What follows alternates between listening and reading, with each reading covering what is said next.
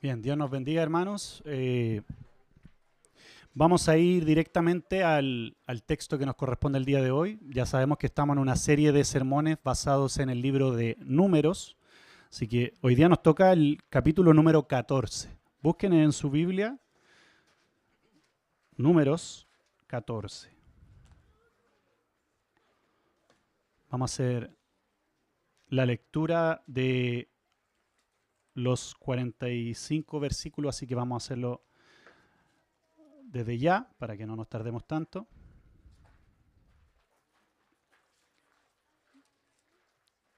Dice así, voy a leer en Nueva Versión Internacional, dice así, en el nombre del Señor. Aquella noche toda la comunidad israelita se puso a gritar y a llorar. En sus murmuraciones contra Moisés y Aarón, la comunidad decía, ¿cómo quisiéramos haber muerto en Egipto? Más nos valdría morir en el desierto. ¿Para qué nos ha traído el Señor a esta tierra? ¿Para morir atravesados por la espada y que nuestras esposas y nuestros niños se conviertan en botín de guerra? ¿No sería mejor que volviéramos a Egipto? Y unos a otros se decían, escojamos a un cabecilla que nos lleve a Egipto. Entonces Moisés y Aarón cayeron rostro en tierra ante toda la comunidad israelita. Allí estaban también Josué, hijo de Nun, y Caleb, hijo de Jefone, los cuales habían participado en la exploración de la tierra. Ambos se rasgaron las vestiduras en señal de duelo y le dijeron a toda la comunidad israelita, la tierra que recorrimos y exploramos es increíblemente buena. Si el Señor se agrada de nosotros, nos hará entrar en ella. Nos va a dar una tierra donde abundan la leche y la miel. Así que no se rebelen contra el Señor, ni tengan miedo de la gente que habita en esa tierra. Ya son pan comido. No tienen quien los proteja porque el Señor está de parte nuestra. Así que no les tengan miedo. Pero como toda la comunidad hablaba de apedrearlos, la gloria del Señor se manifestó en la tienda frente a todos los israelitas. Entonces el Señor le dijo a Moisés, ¿hasta cuándo esta gente me seguirá menospreciando? ¿Hasta cuándo se negarán a creer en mí, a pesar de todas las maravillas que he hecho entre ellos? Voy a enviarles una plaga que los destruya, pero de ti haré un pueblo más grande y fuerte que ellos. Moisés le argumentó al Señor, recuerda que fuiste tú quien con tu poder sacaste de Egipto a este pueblo. Cuando los egipcios se enteren de todo lo ocurrido, se lo contarán a los habitantes de este país, quienes ya saben que tú, Señor, estás en medio de este pueblo. También saben que a ti, Señor, se te ha visto cara a cara, que tu nube reposa sobre tu pueblo y que eres tú quien los guía, de día con la columna de nube y de noche con la columna de fuego. De manera que si matas a todo este pueblo, las naciones que han oído hablar de tu fama dirán, el Señor no fue capaz de llevar a este pueblo a la tierra que juró darles, y acabó matándolos en el desierto. Ahora, Señor, deja sentir tu poder. Tú mismo has dicho que eres lento para la ira y grande en amor, y que, aunque perdonas la maldad y la rebeldía, jamás dejas impune al culpable, sino que castigas la maldad de los padres en sus hijos, nietos, bisnietos y tataranietos. Por tu gran amor te suplico que perdones la maldad de este pueblo, tal como lo has venido perdonando desde que salió de Egipto. El Señor le respondió, me pides que los perdone y los perdono. Pero juro por mí mismo y por mi gloria que llena toda la tierra, que aunque vieron mi gloria y las maravillas que hice en Egipto y en el desierto, ninguno de los que me desobedecieron y me pusieron a prueba repetidas veces verá jamás la tierra que bajo juramento prometí dar a sus padres. Ninguno de los que me despreciaron la verá jamás. En cambio, a mi siervo Caleb, que ha mostrado una actitud diferente y me ha sido fiel, le daré posesión de la tierra que exploró y su descendencia la heredará.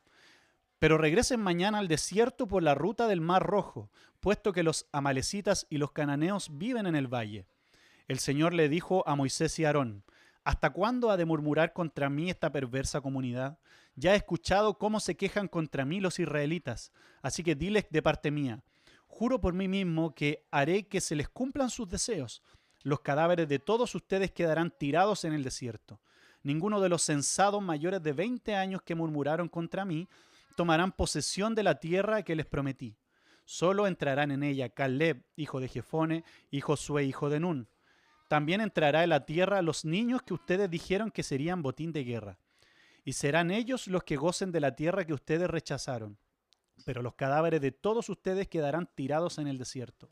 Durante 40 años los hijos de ustedes andarán errantes por el desierto, cargarán con esta infidelidad hasta que el último de ustedes caiga muerto en el desierto. La exploración del país duró 40 días, así que ustedes sufrirán 1 año por cada día. 40 años llevará a cuesta su maldad y sabrán lo que es tenerme por enemigo. Yo soy el Señor y cumpliré al pie de la letra todo lo que anuncié contra esta perversa comunidad que se atrevió a desafiarme. En este desierto perecerán, morirán aquí mismo. Los hombres que Moisés había enviado a explorar el país fueron los que al volver difundieron la falsa información de que la tierra era mala. Con esto hicieron que toda la comunidad murmurara. Por eso los responsables de haber difundido este falso informe acerca de aquella tierra murieron delante del Señor, víctimas de una plaga. De todos los hombres que fueron a explorar el país, solo sobrevivieron Josué, hijo de Nun, y Caleb, hijo de Jefone.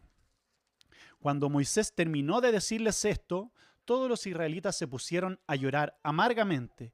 Al otro día, muy de mañana, el pueblo empezó a subir la parte alta de la zona montañosa diciendo: subamos al lugar que el Señor nos ha prometido, pues reconocemos que hemos pecado. Pero Moisés les dijo: ¿por qué han vuelto a desobedecer la orden del Señor? Esto no les va a dar resultado. Si suben, los derrotarán sus enemigos, porque el Señor no está entre ustedes.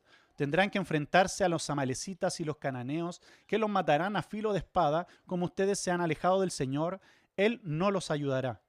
Pero ellos se empecinaron en subir a la zona montañosa, a pesar de que ni Moisés ni el arca del pacto del Señor salieron del campamento. Entonces los amalecitas y cananeos que vivían en esa zona descendieron y los derrotaron, haciéndolos retroceder hasta Jormá. Amén. Oremos al Señor. Te damos gracias, Señor, por la lectura de tu palabra. Te damos gracias porque durante esta mañana podemos reunirnos y podemos adorar y reflexionar a través de tu palabra, Señor. Te pedimos, Señor amado, que a través de esta palabra tuya que es viva y eficaz en cada uno de nuestros corazones, tú nos puedas hablar, Señor, para que podamos cada día hacer, Padre, que mis propias palabras no sean impedimento para que mis propias palabras no sean impedimento para que tu palabra sea dada en esta mañana y toque cada uno de nuestros corazones, Señor. Te damos gracias en el nombre de Jesús. Amén. Bien, estamos en este relato que está muy relacionado con el relato anterior que veíamos la semana pasada. Si recordamos lo que hablaba el capítulo 13, recordamos que el Señor pidió que se eligiera a un líder de cada una de las 12 tribus, ¿cierto? Y esos líderes fueran a explorar esta nueva tierra que el Señor estaba por darles, ¿cierto? Ellos fueron estos 12 espías, estos 12 exploradores, y se dieron cuenta que era una tierra que estaba bendecida, una tierra que tenía mucha abundancia, y una tierra que, como el Señor les prometió, les iba a conceder a pesar de los habitantes ya que tenía ese lugar. Pero también recordamos que al volver estos exploradores, ¿qué es lo que pasó? 10 de estos 12 exploradores difundieron información falsa al pueblo, ¿verdad? Si bien dijeron y trajeron algún botín de ese lugar, también contaron que habían gigantes en el lugar, personas que eran muy grandes para derrotar. De hecho, decían que ellos eran como langostas al lado de ellos, y que habían ciudades fortificadas y que todo iba a ser muy difícil de conquistar. Esto obviamente produjo en el pueblo de Israel un miedo y un terror por enfrentar a este pueblo que de seguro iban a ser derrotados por ellos. En esta historia vemos a los personajes que son el pueblo rebelde, el pueblo de Israel. Vemos a Moisés y Aarón como los líderes. Vemos a Caleb y Josué como los exploradores honestos. De los 12 fueron los únicos 2 que contaron la verdad. Y vemos a Dios con su ira, justicia y misericordia.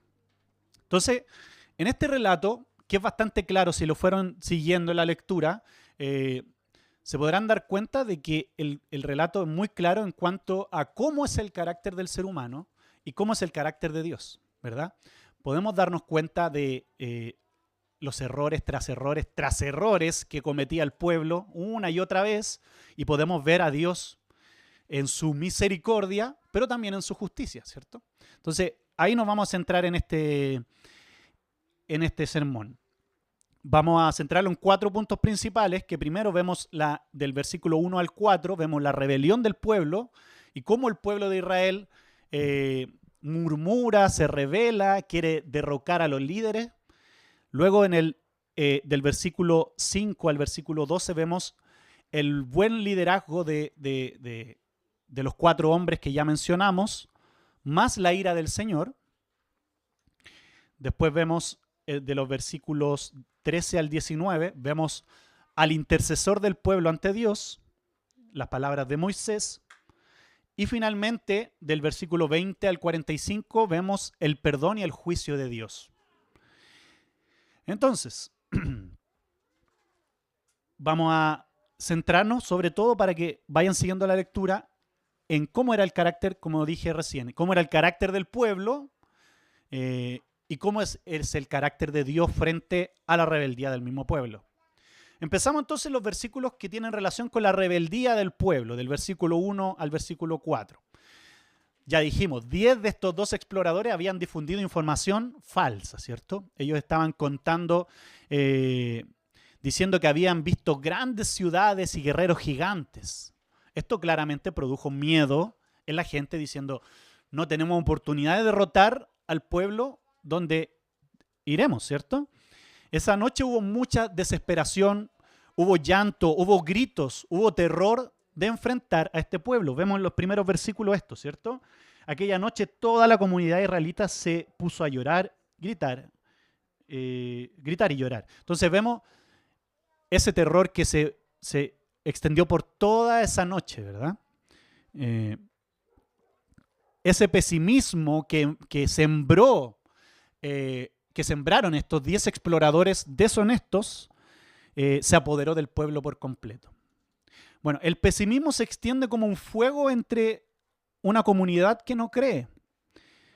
Hay un sacerdote jesuita que se llama, no sé si lo pronuncio bien, Pierre Teilhard de Chardin. No tengo idea si estoy... Ah, ya, eso, gracias. Eso mismo. Oye, lo dije horrible. Ya. Mantenía que el pesimismo ha hecho infinitamente más daño a la obra del Señor que el ateísmo. O sea, el pesimismo es más dañino para la iglesia y la obra del Señor que el mismo ateísmo. ¿Cuántos de nosotros nos hemos restado quizás de alguna actividad en la iglesia porque pensamos que no hay nadie, por ejemplo? O que va a estar fome esa actividad. O cuánto un domingo prefieren no venir porque se enteraron que los líderes, el pastor no iba a estar y posiblemente no iba a estar tan bendecido ese culto, no sé. Cuando sembramos ese pesimismo, cuando sembramos y cosechamos ese pesimismo, nos basamos en nuestra propia percepción de las cosas. Basamos nuestras actividades y metas en nuestra perspectiva, en nuestras emociones, en nuestra experiencia, y por lo general ahí vamos a encontrar, ¿qué cosa? Problemas en el camino. Si nos miramos a nosotros, si miramos todo con nuestros propios ojos, siempre vamos a encontrar un pero, ¿cierto? Siempre vamos a encontrar algo que va a, va a fracasar esta actividad o que no va a ser de la manera correcta. Pero cuando vemos las cosas puestas desde la perspectiva de Dios, desde los ojos del Señor, entonces tenemos a qué aferrarnos, ¿cierto? Porque Él es fiel y cumple sus promesas a pesar de nosotros. No tiene que ver con lo que nosotros percibimos, sino con lo que el Señor ha visto y ha declarado. Nadie en el pueblo, en este pueblo, el pueblo de Israel, recordó quién era el Señor y lo que había hecho. O sea, increíblemente ellos habían visto obras maravillosas, increíbles de lo que el Señor había hecho con el pueblo, Y nadie se acordó de eso. Bueno, sí, algunos, ¿verdad? Ya leímos en el texto que hay algunos que sí recordaron esto. Pero el general del pueblo tuvo temor, tuvo terror, tuvo un pesimismo por lo que el Señor no iba a poder hacer frente al pueblo al que iban a conquistar. Lo increíble es que esto lo habían visto ellos mismos, ¿cierto? Todas las obras que el Señor había hecho, y aún así el pesimismo vino por mirarse a ellos mismos. Por lo general nosotros actuamos así, ¿verdad? Conocemos al Señor, conocemos que Él nunca nos ha dejado, como el pastor nos ha repetido varias veces. Si miramos nuestro pasado vemos que el Señor nunca nos ha dejado, ¿cierto? Y aún así tenemos miedo por el futuro. Entonces, esta forma de la que actuó el pueblo es repetidas veces la forma que nosotros mismos actuamos. Aún así miramos primero nuestras circunstancias y a nosotros mismos, lo que nos produce miedo, ansiedad, preocupación por el mañana. Y eso evidentemente pasa porque no estamos mirando las cosas desde la perspectiva del Señor, ¿cierto? Estas palabras son una radiografía de mi corazón, así que el Señor sacó desde lo más profundo. ¿Cuántas veces las circunstancias, hermanos, eran muy desfavorables para nosotros y aún así el Señor obró en nuestro favor? Ellos este pueblo se mostraba desafiante en su oposición. Se habían acostumbrado a murmurar. Si nos recordamos algunos capítulos anteriores, vemos que el pueblo, por lo general, hacía murmuraciones en contra del Señor, en contra de sus líderes. Pero ahora habían dado un paso mucho más avanzado. Ahora estaban asustados por el futuro, rechazaron el pasado y corrompieron el presente, dice Brown en su comentario. Ahí sí lo dije. Ya. Deseaban cambiar ellos con sus palabras que estaban diciendo, deseaban cambiar el éxodo, lo que había pasado anteriormente. Ojalá hubiéramos muerto en la tierra de Egipto, decían. Ojalá hubiéramos muerto en ese desierto. Este es el lenguaje más rebelde que utilizan ellos hasta este momento, hasta ahora. Deseaban erradicar de su memoria todo lo que había acontecido desde la primera Pascua. Era un deseo terrible, completamente fuera de lugar, para personas que tuvieran incluso la más mínima noción de la generosidad del Señor. Despreciaron su extraordinaria redención. Decían ellos, ¿no sería mejor que volviéramos a Egipto? Desechando completamente lo que el Señor había hecho por ellos al liberarlos de Faraón. Todo lo que había hecho para librarles de sus opresores fue desechado, con esta frase cruel y blasfema. ¿Cuántas veces hemos dicho nosotros mismos, hermanos? Gracias, Señor, por esta bendición que me diste, pero quizás si lo hubiese hecho de otra manera, hubiese sido mejor, ¿cierto? No nos hubiésemos demorado tanto en llegar acá. O sea, desechamos completamente lo que el mismo Señor ha hecho por nosotros, ya sabiendo que Él nos ha bendecido. Esto yo creo que es una radiografía muy atingente a cada uno de nosotros, ¿verdad? Y además de esto, uno a otro se decían, escojamos a un capitán nuevo que nos lleve a Egipto. O sea, incluso estaban desechando al mismo Moisés y a Aarón también. Podemos darnos cuenta de la dificultad que enfrentaban estos líderes, ¿cierto? Ante este miedo infundado que tenía el pueblo, este pesimismo, este desamparo, el pueblo no quería más a sus líderes, a Moisés y a Aarón, y preferían elegir a otro que los lleve de vuelta.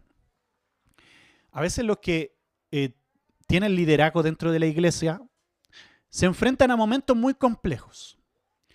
Y el cuestionamiento de nuestro llamado es por lo general uno de ellos, ¿cierto? Momentos donde nos cuestionamos y nos cuestionan realmente si tenemos el liderazgo correcto para el servicio que el Señor nos ha dado. Y esto también es porque mucha gente no se compromete demasiado en la iglesia porque no están dispuestos a vivir estos momentos difíciles también. No quieren sentirse movidos de su comodidad porque claramente conlleva estas propias dificultades. Pero aquí vemos algo increíble que sucede con estos dos líderes, con Moisés y Aarón. Ante esta murmuración, ¿qué hubiésemos hecho nosotros quizás? Ante un pueblo que estaba murmurando e incluso querían derrocarlos para poder elegir a otros líderes. Seguramente nos hubiésemos enojado, lo hubiésemos respondido, no hubiésemos agarrado todas nuestras cosas y nos vamos para nuestra casa. Pero ¿qué hicieron ellos? Miremos el relato. Dice el versículo 5. Entonces Moisés y Aarón cayeron rostro en tierra ante toda la comunidad israelita. Cayeron rostro en tierra. Calvino dice al respecto de este versículo, dice, en tal aflicción no quedaba más que derramar sus deseos delante de Dios, ofreciendo sus oraciones en público y a la vista del pueblo con la esperanza de volver sus mentes.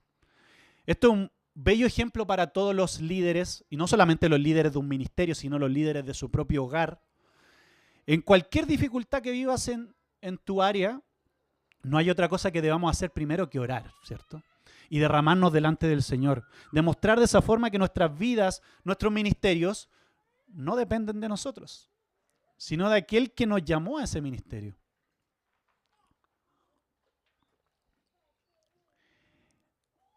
A veces, no siempre pasa, que los líderes elegidos en nuestra iglesia tienen cualidades para ser líderes.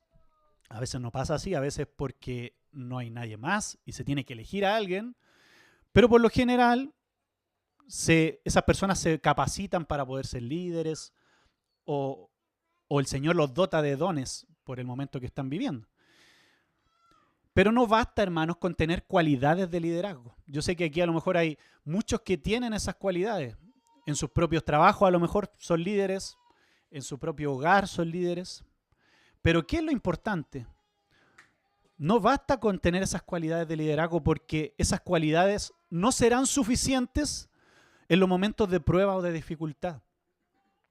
Quizás en los momentos los momentos buenos sí van a bastar y va a ser algo beneficioso para todos. Alguien que sepa tener manejo de grupo, evidentemente va a ser mucho mejor que alguien que no lo tenga, ¿verdad? Alguien que sepa decir las palabras correctas, alguien que sea cercano a la gente, que tenga esas cualidades, sí, obviamente va a ser muy positivo. Pero ¿qué pasa cuando vienen los momentos de dificultad? Esas cualidades por lo general no bastan, no son suficientes. Hay un versículo que dice Pablo, que dice, Dios diciéndole a Pablo, dice, mi poder se perfecciona en la debilidad. Y ahí es donde el Señor muestra realmente cómo debemos actuar en nuestro liderazgo. Al momento de la dificultad, y como lo vemos aquí en el ejemplo de Moisés y Aarón, vemos realmente que Dios eligió a los líderes correctos, mostrando en ese momento no a líderes que fueron y dieron una charla motivacional al pueblo, diciéndole, no importa, tenemos miedo, pero el Señor nos va a dar la victoria, vamos todos juntos. Posiblemente algún coaching hubiese dicho esas palabras, ¿cierto? Le hubiese dicho, ustedes tienen las aptitudes, vamos, ustedes pueden, vamos y derrotemos al pueblo. Pero ellos conocían su posición como líderes frente al Señor. ¿Y qué es lo que hicieron? Derramaron su corazón delante de Él. Me ponía a meditar lo que sentían estos hombres, Moisés y Aarón, al pensar que el pueblo a quienes ellos habían guiado por mucho tiempo, seguramente le habían enseñado en el camino, día a día le habían recordado las palabras del Señor. Incluso este pueblo había visto las obras de Dios. Ahora le estaban dando las espaldas a ellos como líderes. Hermanos que cumplen un liderazgo en su hogar o aquí en la iglesia, nuestra labor sigue siendo la misma. Llevar a los demás a Cristo una y otra y otra y otra vez. Pese a que quizás vamos a ver muchas veces estas situaciones desfavorables que nos lleven a cuestionarnos, cuestionar al Señor, pero nuestra misión es esa, llevar a nuestra iglesia, a nuestras familias a Cristo. Esto nos hace a veces cuestionarnos muchas veces si cumplimos realmente con el liderazgo ideal. Y es buen momento para recordar esta frase. Dios cumple su propósito en nosotros, con nosotros y a pesar de nosotros. Podemos buscar todas las estrategias que queramos de liderazgo, pero es Dios quien cambia los corazones, no nosotros como líderes. Otros líderes que nos muestra el texto, aparte de Moisés y Aarón, son Josué y Caleb, ¿cierto?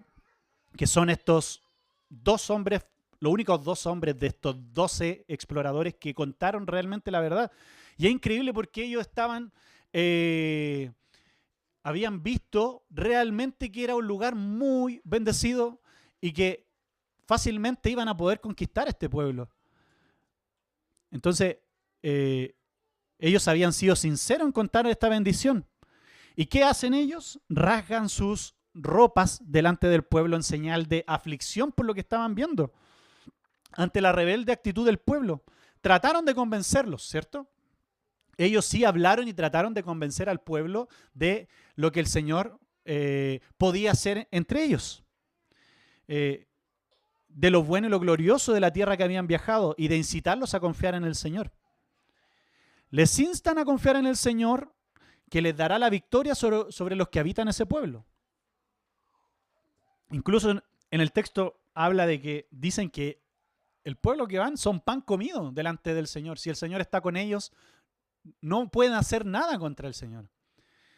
El verbo hebreo, japes, no sé si estoy bien, estar complacido, disfrutar, sonreír, es uno de los verbos ricos que expresan la relación que Dios desea con su pueblo. Ellos, ¿qué es lo que dicen aquí en el texto?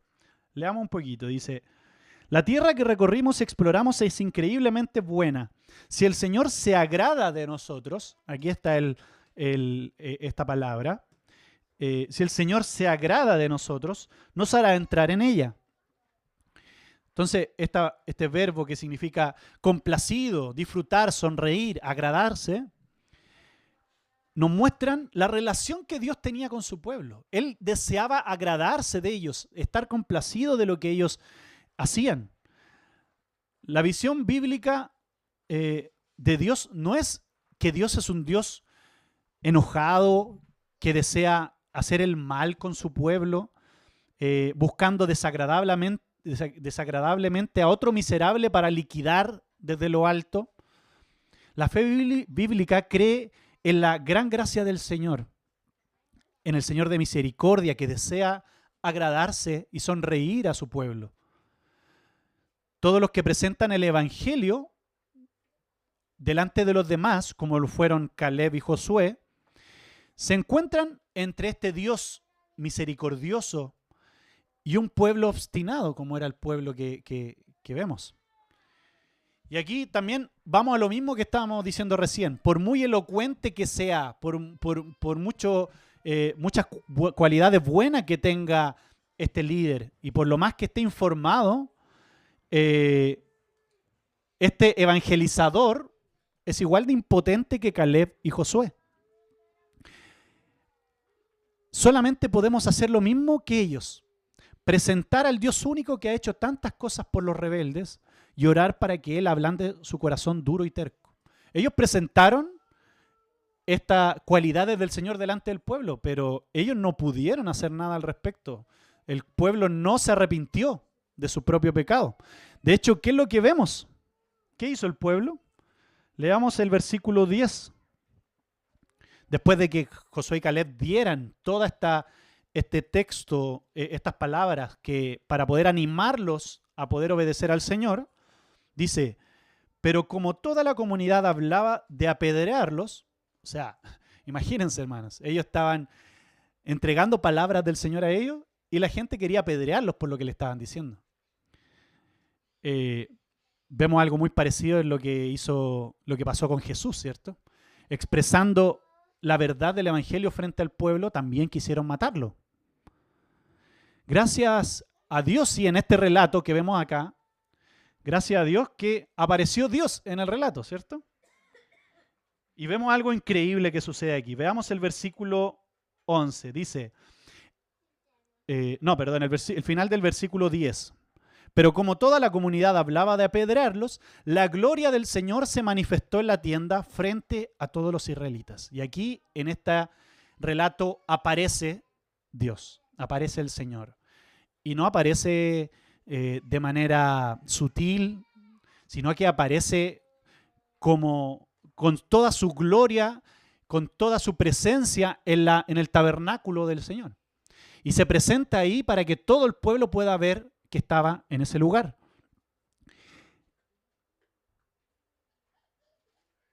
¿Qué imagen más impresionante, cierto? De ver a Dios manifestándose de forma visible frente al pueblo, pero qué imagen más terrorífica también.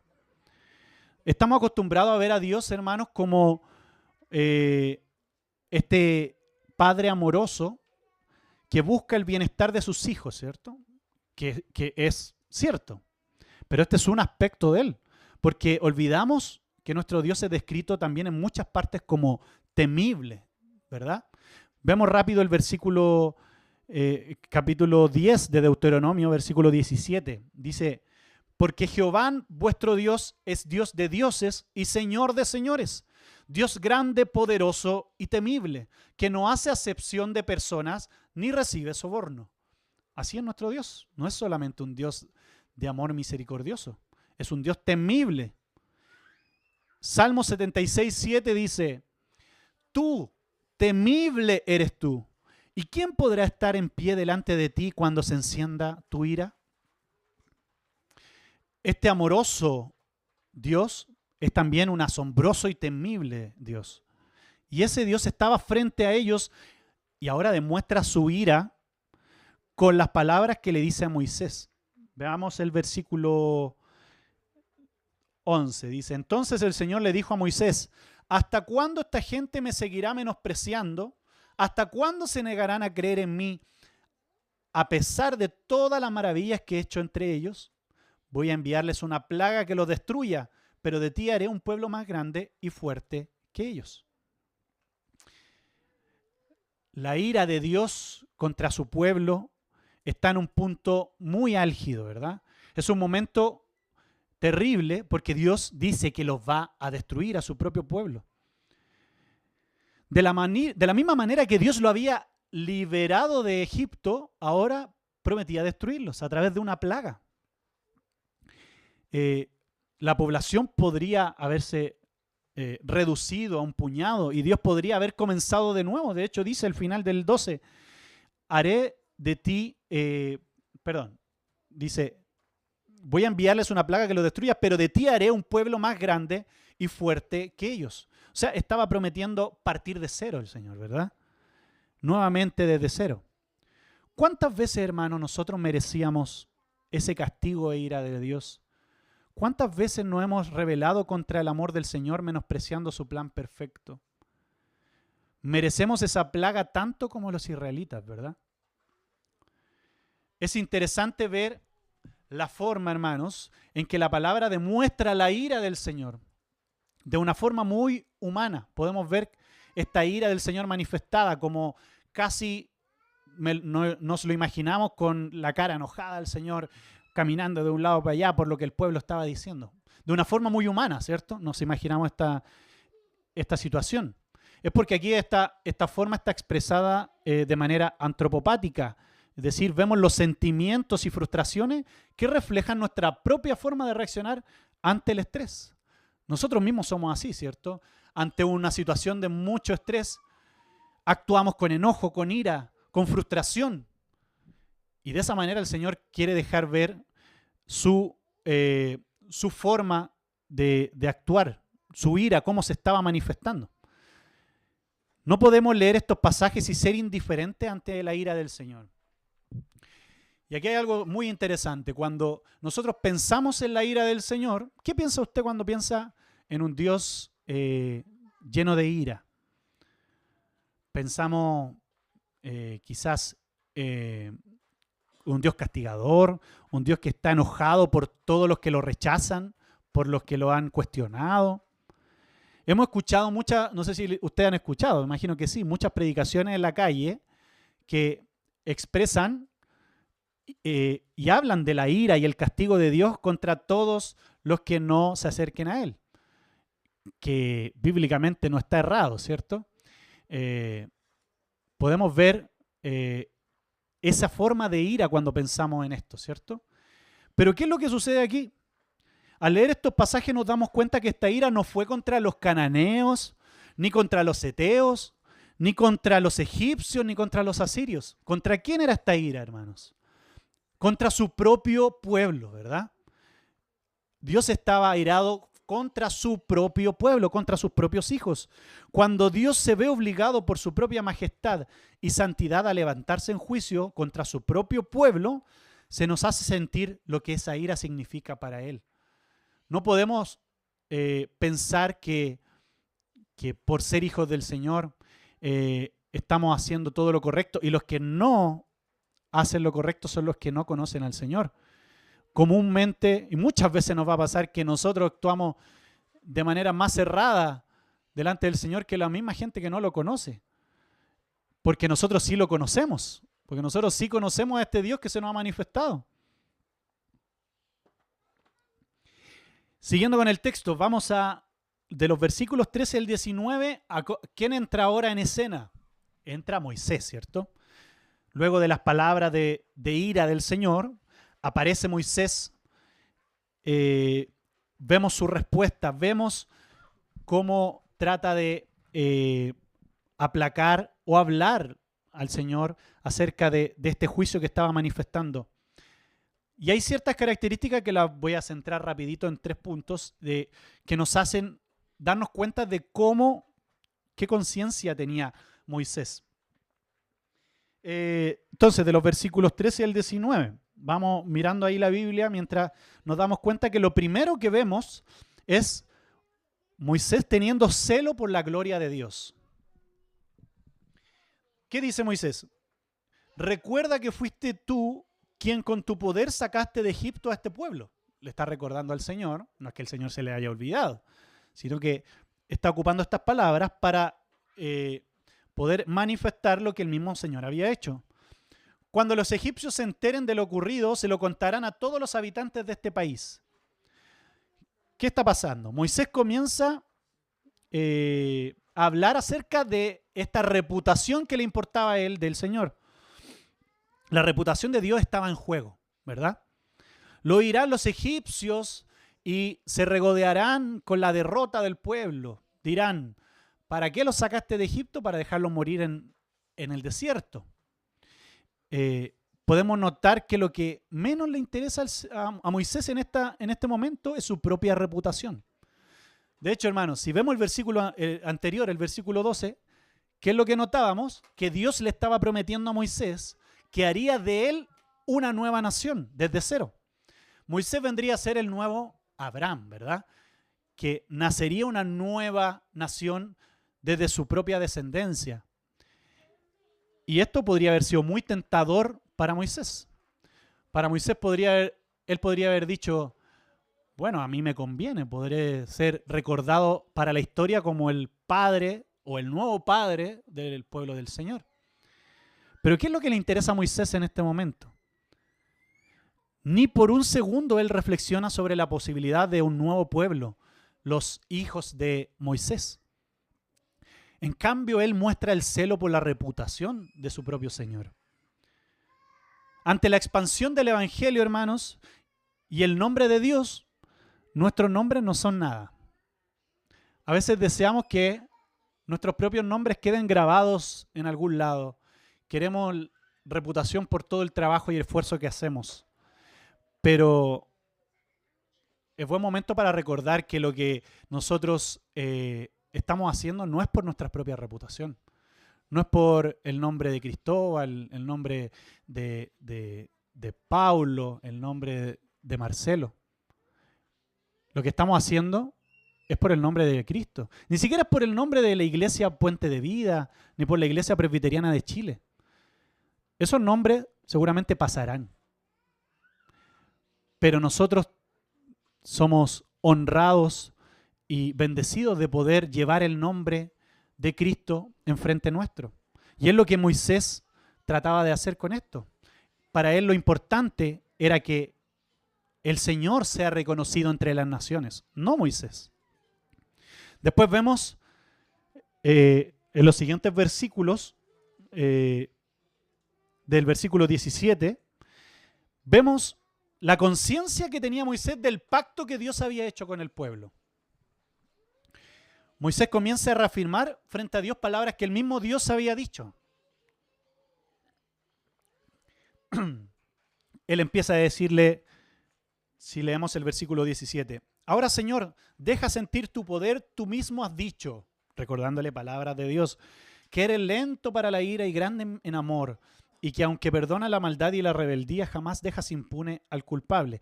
Aquí, ¿qué es lo que está haciendo Moisés? Está recordando palabras que el Señor había dicho y que encontramos en Éxodo 34, versículo 6.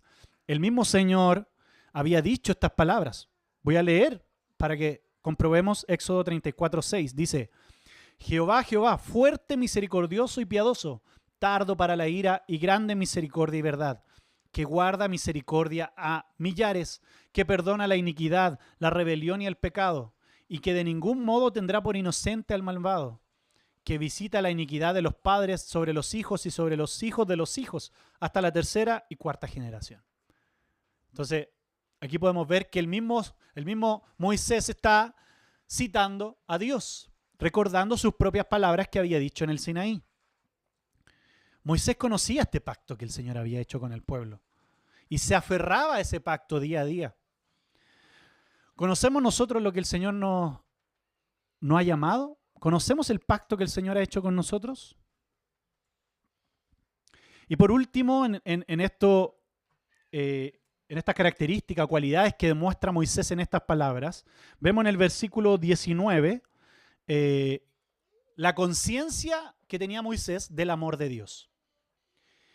Parte diciendo, por tu gran amor te suplico que perdones la maldad de este pueblo, tal como lo has venido perdonando desde que salió de Egipto. La frase por tu gran amor que vemos acá contiene uno de los términos más significativos en hebreo de las Escrituras. El término Hesed en hebreo, que significa gran amor, o más literalmente amor leal, nos muestran esta misericordia y lealtad de parte del Señor a su propio pacto. Ese amor persistente, ese amor generoso del Señor, ese amor fiable, perdonador y justo, es el cual podemos aferrarnos con seguridad cuando fallamos. Ese amor que nace, en este relato vemos que nace del mismo Dios hacia sus hijos infieles. Y a pesar de nosotros nos perdona día a día. ¿Cuántos aquí hemos experimentado ese amor del Señor? Finalmente podemos notar que Moisés para los israelitas fue lo que es Cristo para nosotros. Este intercesor delante del Señor. Pero esto no fue, Dios no perdona los pecados del pueblo porque Moisés fue intachable y perfecto, sino porque Dios mismo fue fiel a su propio gran carácter misericordioso. Y podríamos decir, ¿por qué Dios no siempre apeló a ese carácter misericordioso? Porque aquí encontramos entonces el otro carácter de Dios. Ya vimos el amor y misericordia suya, pero también sabemos que Dios es un Dios justo. Y esa justicia que se había cometido una y otra vez, y esa injusticia, ese pecado que se estaba cometiendo y que el pueblo volvía y volvía a cometer, debía ser pagado justamente. Es por eso que el sacrificio de Cristo para nosotros vino a ser tan importante, hermanos, ya que fue la manera más eficaz donde Dios pudo pagar el precio justo del pecado de todos nosotros. Cristo vino a suplir lo que Moisés no pudo, hermanos. Un pago justo por el pecado del mundo y derramar la justa ira de Dios. Bueno, Dios es el que nos aguanta, hermanos, una y otra vez como lo hacía en este relato. Y aunque seguimos aprovechándonos de esto, Él lo hace porque nos ama. Pero su justicia debía ser ejecutada de una vez y para siempre, y ahí es donde Cristo entra en escena. Y por último, hermanos, en esta última parte del relato, ya vimos primero cómo este pueblo infiel se rebelaba frente al Señor y sus líderes. Vimos entrar al Señor con su ira y vimos a Moisés responder a lo que el Señor le estaba hablando. Y ahora vemos la respuesta de Dios a las palabras de Moisés y vemos su juicio. De los versículos 20 al 45, la última parte de este texto, nos situamos en las palabras de Dios, en respuesta a esta oración, el Señor prometió perdón, ¿verdad? Veamos el versículo 20. El Señor le respondió, me pides que los perdone y los perdono. Hasta ahí podríamos quedar todos contentos, ¿cierto? Pero no queda ahí, ¿verdad? Pero juro por mí mismo y por mi gloria que llena toda la tierra, que aunque vieron mi gloria y las maravillas que hice en Egipto y en el desierto, ninguno de los que me desobedecieron y me pusieron a prueba repetidas veces verá jamás la tierra que bajo juramento prometí dar a sus padres.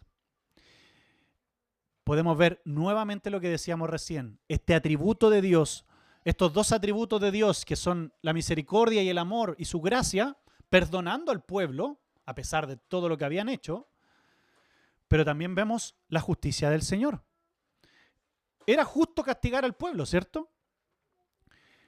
Incluso en el versículo 22 podemos ver que nos dice que lo tentaron 10 veces, haciendo una alusión a que reiteradamente estaban pecando frente al Señor. ¿Era justo ese castigo o no? ¿Qué creen ustedes? Voy a decir que sí. Ya. Más el Señor, en su infinito amor y misericordia, en su Gesed, como decíamos recién, en este amor leal, preservó a Israel como su pueblo escogido, pese a los mismos pecados del pueblo. Pero ¿cuál sería el castigo? Y aquí hacemos el resumen de lo que dice aquí el texto. Ninguno de ellos vería la tierra prometida, ¿verdad? Específicamente todos los mayores de 20 años que hayan murmurado contra Dios. Es increíble, hermanos, que pese a esta ira que se está retratando en este momento, Dios sigue siendo tan misericordioso y lleno de amor con su pueblo, al permitir que los más pequeños sí puedan ver cumplida la gran promesa de Dios. Dice que este castigo es contra los mayores de 20 años que hayan murmurado contra el Señor, ¿verdad? ¿Cuánto habríamos caído en ese castigo acá? También podrían ver esta tierra Caleb y Josué, quienes eran recompensados por su honestidad y lealtad al Señor. Eran los únicos mayores de 20 años que se iban a salvar, que iban a poder ver la tierra. Sabemos más adelante que ni Moisés pudo ver esta tierra. Durante 40 años, y aquí viene esto que recordamos comúnmente, los 40 años que el pueblo deambuló en el desierto, porque Dios sí cumplió este juicio, este pueblo deambularía por el desierto. Y en ese tiempo la comunidad vería a estos jóvenes sufriendo por la infidelidad de Israel, trabajando como pastores nómadas, cuando podían haber sido residentes desde un inicio en la tierra que Dios les prometió. Esto seguiría así hasta el último funeral de los hijos en el desierto, de los que fueron rebeldes, hasta que vuestros cadáveres queden en el desierto. Hasta que el último muriera, podían ya entrar a la tierra prometida. Sin embargo, aunque Dios juzgó a su pueblo, actuó con compasión. No solamente cuidaba a los niños y a los jóvenes inocentes, sino que podemos leer más adelante, y ahí usted siga la lectura, que los rebeldes seguían siendo su pueblo y Dios estaba decidido a seguir proveyendo para ellos. En su juicio justo no podía dejarles ir impunes en su amor y no los dejaría solos. Finalmente, hermanos, su juicio se hizo efectivo en ese mismo momento contra los 10, se nos había olvidado esos personajes, ¿cierto? Contra los 10 exploradores que habían difundido esta falsa información de la tierra prometida. ¿Qué les pasó? Ellos no se salvaron de este perdón y murieron por una plaga inmediatamente en ese lugar. ¿Cuántos líderes, hermanos, mereceríamos caer como ellos el día de hoy? En el comentario de Brown dice, si hubieran continuado ellos, estos 10 hombres, con los demás, su influencia corrupta podría haber causado más daño aún, infectando la mente de los jóvenes inocentes que estaban destinados a ser los primeros israelitas que entraran en la tierra prometida. Bueno, y aquí podríamos decir que hubo un cierre hermoso, el Señor tuvo compasión, pagó con justicia, pero es increíble ver que la historia no termina aquí. Para más remate, la historia no termina ahí, hermanos. Y ahí podemos ver desde los versículos 39 al 45 la última rebelión del pueblo o la última desobediencia. Esa palabra se me había olvidado. La última desobediencia del pueblo. No esperó nada el pueblo para desobedecer al Señor. ¿Qué dice el versículo 29? Cuando Moisés terminó de decirles esto, o sea, que les contó lo que Dios había dicho, todos los israelitas se pusieron a llorar amargamente. Obviamente, producto de este juicio de que ninguno de ellos entraría en la tierra prometida. Al otro día, no esperaron ni siquiera un poco más, al otro día, muy de mañana, el pueblo empezó a subir a la parte alta de la zona montañosa, diciendo, subamos el lugar que el Señor nos ha prometido, pues reconocemos que hemos pecado. O sea, ellos estaban reconociendo su pecado, pero ya comenzaron desobedeciendo. ¿Y por qué desobedeciendo? Si leemos el versículo 25 y nos devolvemos un poco hacia atrás, ¿qué es lo que el Señor le había dicho o mandado a Moisés? Dice, pero regresen mañana al desierto por la ruta del Mar Rojo, puesto que los amalecitas y los cananeos viven en el valle. O sea, el Señor le dijo a Moisés, no intenten ir nuevamente a la tierra porque esa oportunidad ya se terminó. No vuelvan a intentar. ¿Pero qué hicieron ellos? Lo intentaron. La gente decidió subir a la tierra a la que antes se habían negado a entrar. Y aunque ellos confesaron sus pecados, igual decidieron actuar por su propia manera. Dios le había dicho clarito las instrucciones de que se vayan por otro lado y lo desobedecen. Moisés le recuerda que Dios no está respaldando este plan porque había dicho otra cosa el Señor y que seguramente los amalecitas y cananeos los derrotarían. ¿Qué pasó? Dicho y hecho, hermanos. Parece una caricatura de esto que estamos leyendo, pero creo que incluso se queda corto a lo que nosotros mismos somos delante del Señor. Lo porfiado que podemos llegar a ser una y otra vez. Y esta historia, hermano, nos deja muchas enseñanzas oportunas para el día de hoy. De hecho, esta historia fue muy oportuna para los hijos de esta generación que aprendieron que sus padres desobedecieron y que ellos debían no cometer los mismos errores. Este hecho fue tan relevante para el pueblo que muchísimos años después el escritor de Hebreos lo recuerda para advertirnos sobre el pecado de la incredulidad. Si me acompañan a Hebreos capítulo 3, versículos 16 al 19. Hebreos 3, del 16 al 19.